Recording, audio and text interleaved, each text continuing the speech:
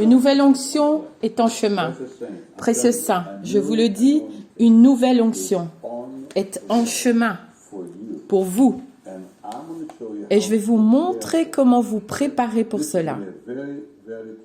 Ça va être une semaine très puissante. Parce que je sens vraiment, et je le sens dans mon cœur, et je le sais profondément dans mon âme, un nouveau mouvement de Dieu est en chemin.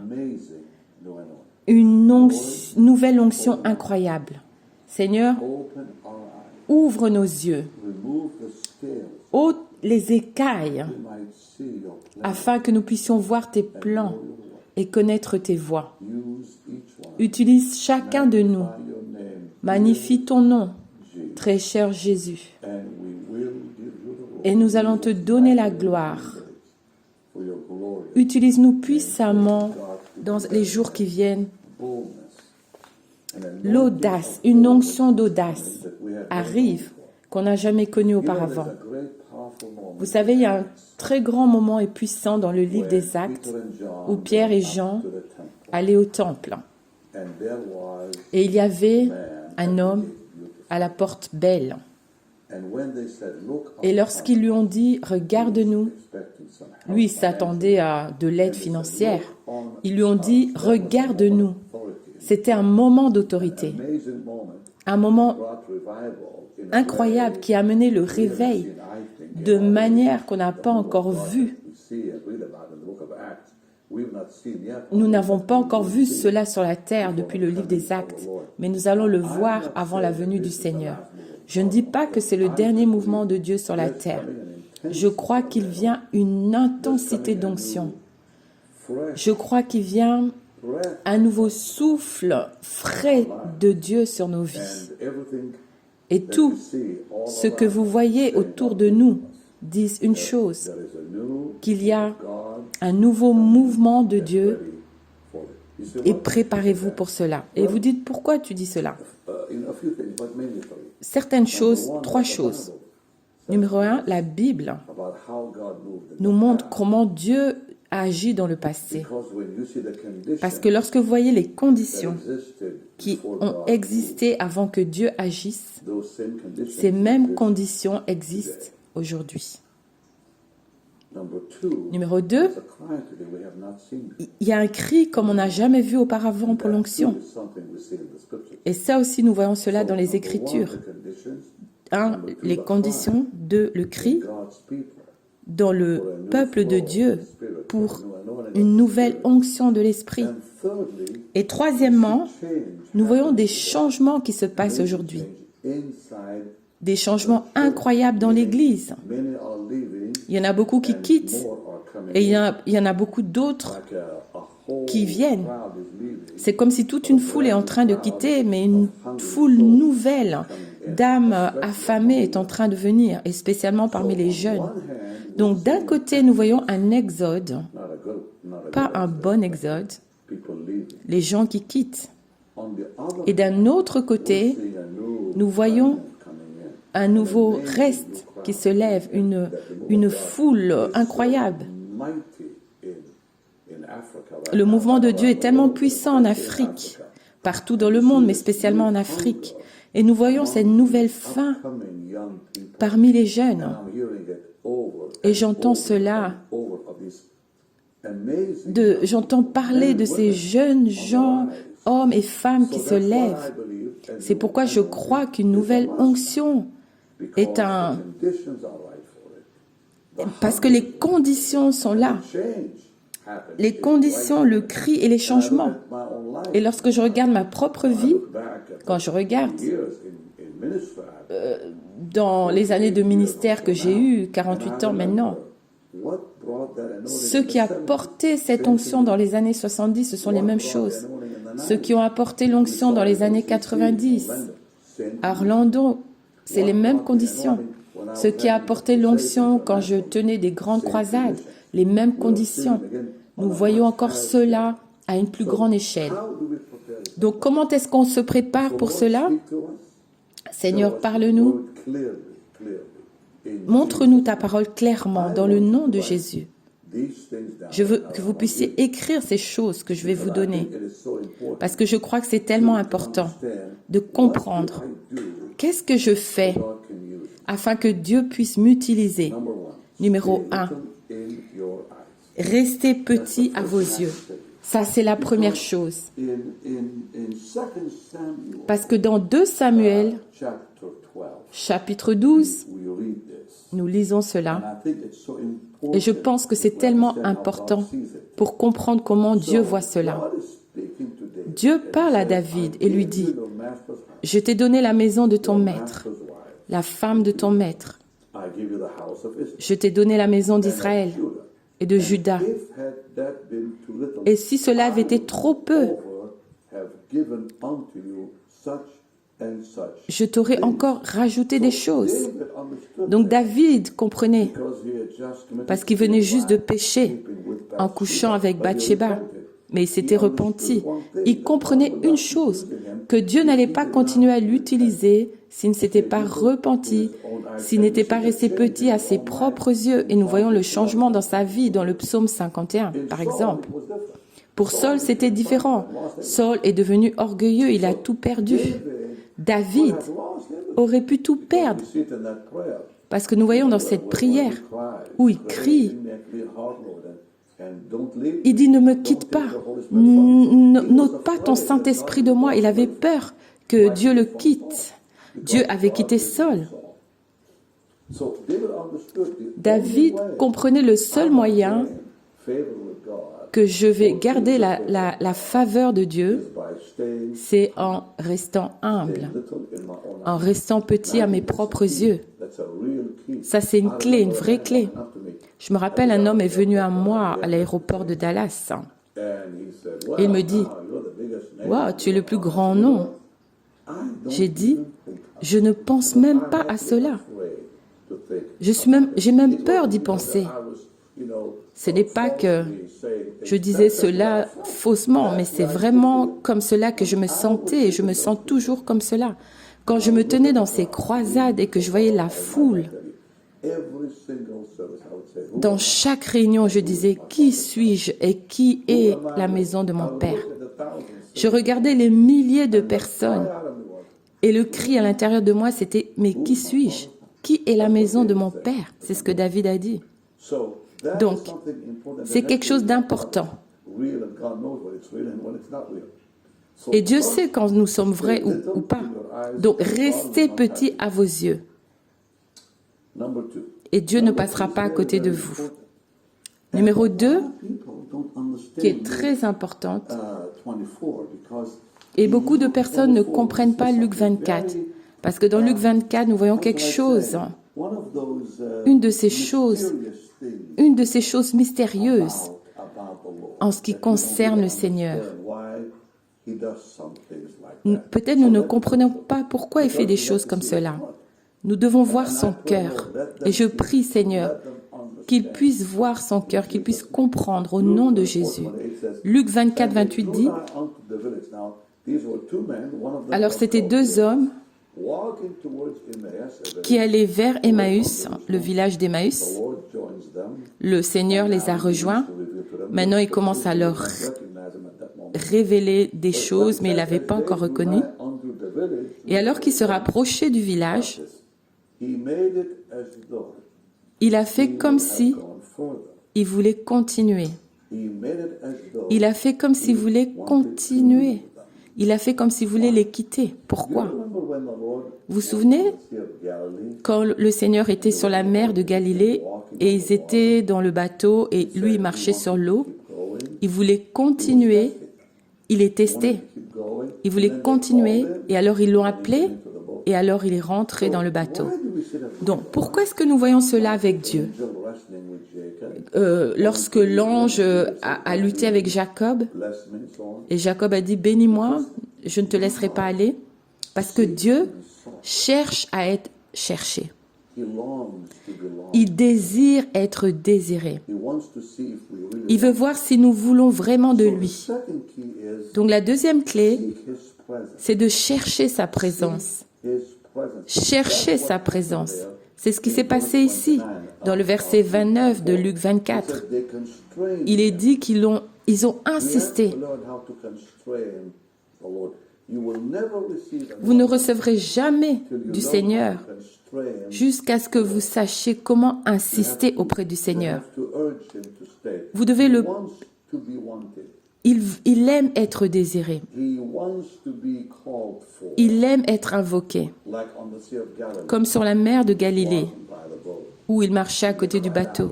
Ils ont crié. Et alors il est allé vers eux. Ou sur la route d'Emmaüs, ils ont insisté. Ils ont dit, reste avec nous, ne nous quitte pas. Et je pense que les anges ont la même nature. Souvenez-vous, lorsqu'ils sont allés vers Lot, dans le livre de Genèse, il est dit que il a insisté fortement pour qu'il rentre dans sa maison. Ils ont dit non, on va rester à l'extérieur. Mais il est dit qu'il a insisté. Il a mis une grande pression sur eux pour qu'ils restent. Nous voyons la même chose avec Abraham dans Genèse chapitre 18, où il a insisté pour que les anges restent chez lui, ou la mère de Samson qui a insisté pour que l'ange reste. Donc il y a beaucoup de choses dans la Bible en ce qui concerne d'insister, de presser le Seigneur. L'onction, je n'ai pas reçu l'onction dans ma vie à moins d'avoir insisté chez le Seigneur. Parce que Dieu veut toujours se retirer pour voir si nous voulons qu'il reste. Donc quand vous sentez que le Seigneur est en train de partir, c'est un signe qu'il est en train de s'attendre à ce que vous disiez « S'il te plaît, ne quitte pas ». Et alors, il déverse une abondance d'onction sur vous. Donc Dieu aime se cacher. Ésaïe 45, 15 dit que tu es un Dieu qui te cache. Donc, il dit dans Jérémie 29, si nous le cherchons de tout notre cœur, si vous le cherchez de tout votre cœur, vous allez le trouver. Donc c'est très important que nous ayons ces révélations précieuses sur le Seigneur. Il veut être désiré. Numéro 3, c'est ne méprisez pas ce que Dieu vous a déjà donné. Si vous voulez une nouvelle onction, ne méprisez pas ce que Dieu vous a déjà donné. J'ai appris cela de la Bible et de mon expérience. Ce que je partage avec vous, c'est des choses que j'ai apprises. Vous devez comprendre. Si Dieu commence à voir que quelqu'un méprise ce qu'il a, il va ôter cela. Ils vont perdre ce que Dieu leur a donné. Donc Dieu veut que nous donnions de l'importance à ce que nous avons. Donc il est dit dans Luc 16, nous allons voir également Luc 19.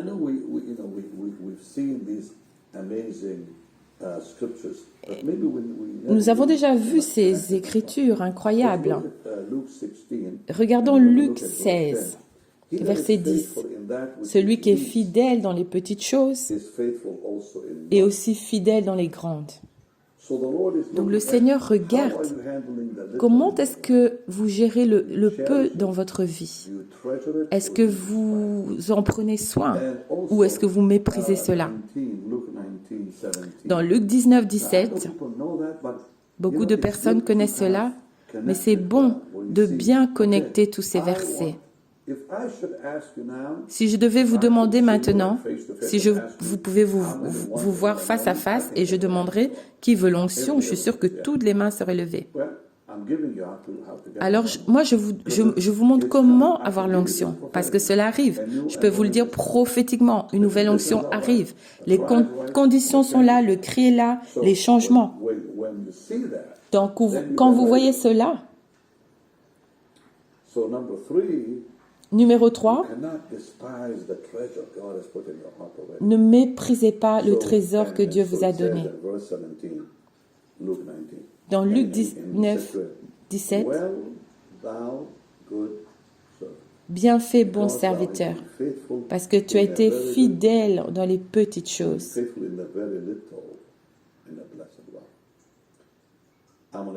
Je vais te donner l'autorité sur 10 villes.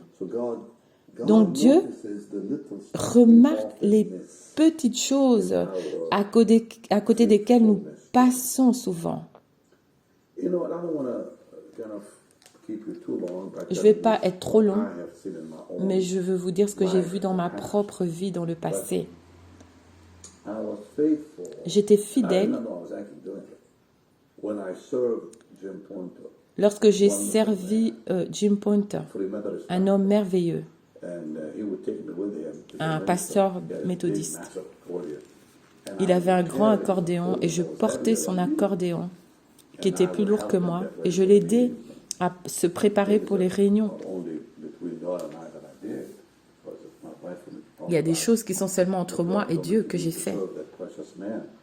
J'avais décidé de servir cet homme précieux. Et je suis qui je suis aujourd'hui parce que je crois que le Seigneur testait mes capacités de service. Est-ce que j'allais servir un homme que personne ne connaissait? Et personne ne le connaissait.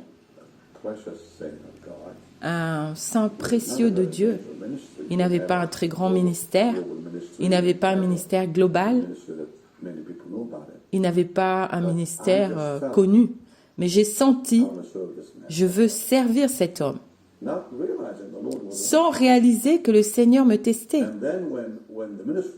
Et quand le ministère a commencé, quand j'ai commencé dans le ministère, il est celui qui m'a aidé. Et j'ai continué à l'aider dans le ministère. Et j'ai dit, si Mrs. Kuhlman avait vécu plus longtemps, j'aurais été très heureux de faire ce qu'elle aurait voulu que je fasse. Parce que je comprends une chose, pas seulement de la Bible, mais je crois que j'ai appris aussi à travers de personnes. J'étais tellement béni de rencontrer. J'ai fait le ministère dans les plus grandes églises dans le monde. Et parfois, je suis restée même dans la maison de certains serviteurs avec leur famille. Et j'ai appris tellement en les regardant, comment Dieu les utilise. C'est comme David Duplessis. Je ne suis pas restée dans sa maison, mais je regardais cet homme merveilleux, utilisé par Dieu, son humilité, sa famille. C'était tellement touchant.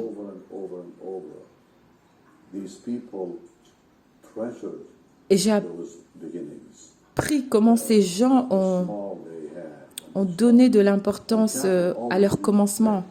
Catherine Kuhlman disait toujours, « N'oubliez jamais d'où vous venez. N'oubliez jamais d'où vous venez. » Il y avait un homme de Dieu qui était à la tête de Logos International, très proche de Catherine Kuhlman.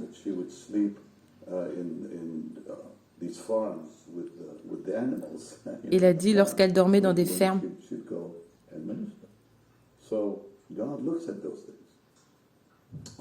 Dieu regarde ces choses. Numéro 4. Avec qui vous vous associez? L'association est capitale pour l'onction. Parce que si vous vous associez avec les mauvaises personnes, vous pouvez la perdre. Si vous vous associez avec les bonnes personnes, même si Dieu vous oint et vous utilise, vous allez perdre l'onction. Donc les bonnes personnes sont capitales lorsqu'une onction arrive. Quand vous voulez que Dieu vous utilise, vous devez vous entourer des bonnes personnes.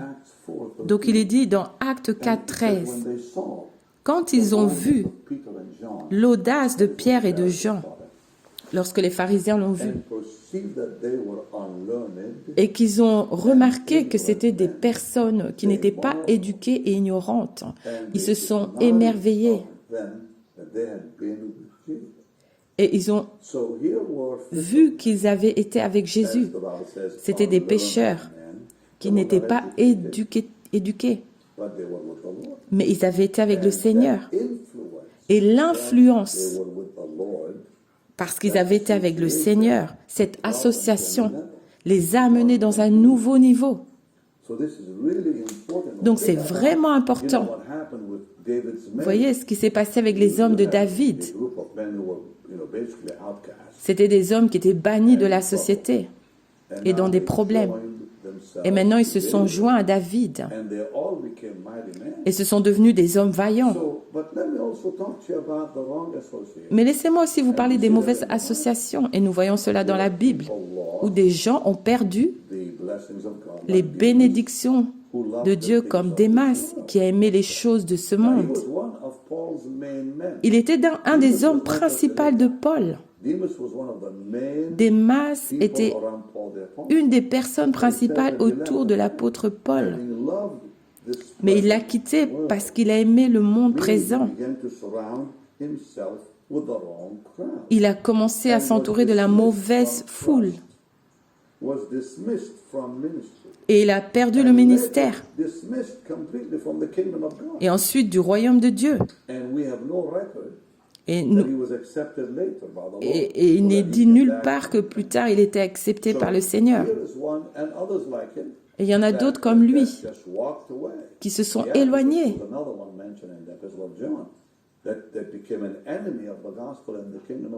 Il y en a un autre qui est devenu un ennemi du royaume de Dieu, Judas. Regardez ce qu'il a perdu en se rapprochant des pharisiens. Il a été empoisonné par cela. Et le diable est entré en lui. Il s'est éloigné des apôtres. Imaginez, s'éloigner au moment le plus important pendant le repas, le dernier repas. Il va chercher de l'argent chez les pharisiens, dont son cœur avait déjà changé. Je peux vous montrer que Judas avait déjà commencé à parler avec les pharisiens. Et il a été pollué.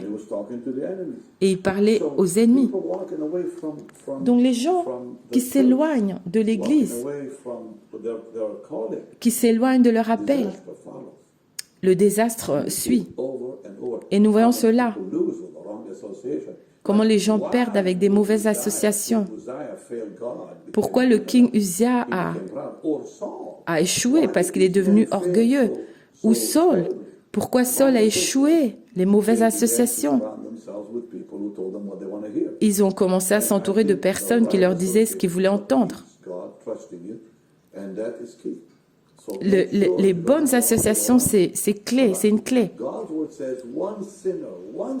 Dieu dit qu'un seul pécheur peut tout détruire. Donc nous devons nous protéger des mauvaises personnes. Donc une nouvelle onction arrive et nous avons besoin de la bonne association.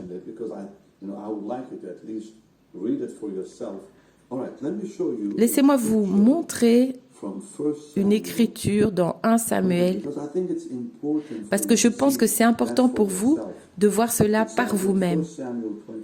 Dans 1 Samuel 22, 2, et tous ceux qui étaient dans la détresse, ceux qui étaient dans les dettes, ceux qui étaient mécontents, se sont rassemblés autour de David. Il est devenu capitaine au-dessus d'eux. Il s'agissait de 400 hommes. 400 hommes qui étaient dans la détresse, dans les problèmes. Ils étaient bannis. Mais quelque chose s'est passé à cause de cette association. Dans 2 Samuel 23, versets 8 et versets 18 et 20. Dans verset 8, il est dit, et ça c'était les hommes vaillants que David avait.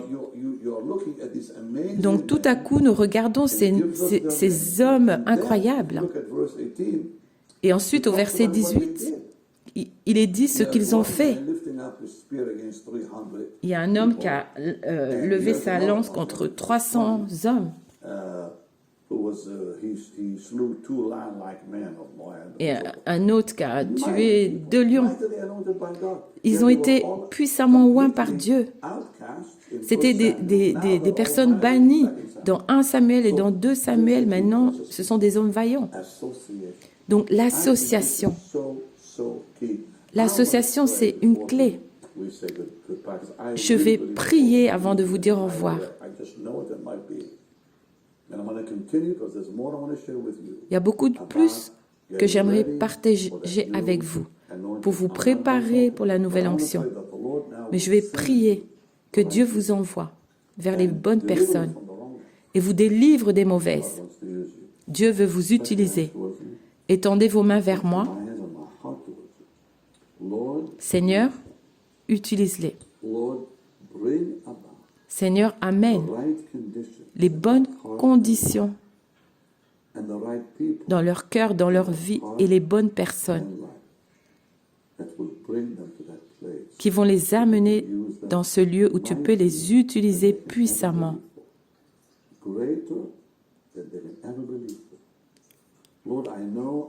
Seigneur, je sais, je prie avec quelqu'un qui a vraiment besoin de cela. Seigneur, prépare-les pour la nouvelle onction qui vient dans le nom puissant et saint de Jésus.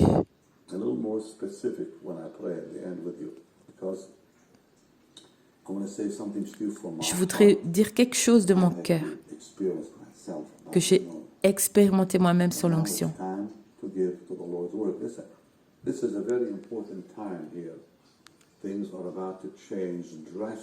C'est un moment très important. Les choses vont changer de manière dramatique. Les choses vont changer d'une grande manière. Et vous devez vous préparer avant cela.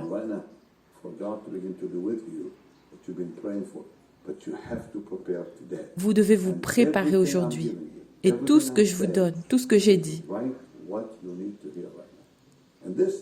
this really has to do with a lot of it, not just 1 or 2 people. But now it's time to give the Lord work, so God can bless you also financially.